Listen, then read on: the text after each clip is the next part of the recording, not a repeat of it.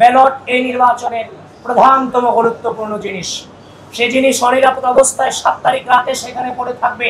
আশা করি সেটা আপনারাও মেনে নেওয়ার মতো পরিস্থিতিতে নেই।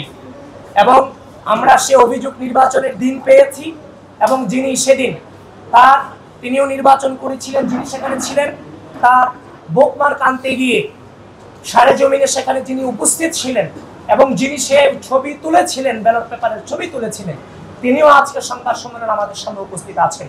প্রিয় বন্ধুগণ, আমরা নির্বাচনের দিন যখন এই ছবি পেয়েছি, আমরা বিশ্বাস করতে চাইনি।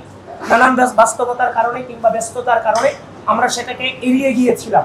কিন্তু পরক্ষণে যখন দেখতে পেলাম তার নিজ হাতে ছবি তোলা এই যে ব্যালট পেপারের ছবি, এবং যে আঙ্গুল দেখছেন, সে আঙ্গুলও কিন্তু সেই ছেলেটারই আঙ্গুল। এবং সেখানে আমরা বাংলাদেশের একমাত্র স্মার্ট সিটি বসুন্ধরা এখন আরো নিরাপদ, আধুনিকতায় আরো এক ধাপ এগিয়ে। সেই ফোন থেকে আমরা আইফোনে ছবি তোলা, সেখানে 7 সেপ্টেম্বর 2025 রাত 12:57 AM লেখা আছে। সুতরাং এটাকে ভুল প্রমাণিত করার কোনো সুযোগ আমাদের হাতে কিংবা আপনাদের হাতে নেই।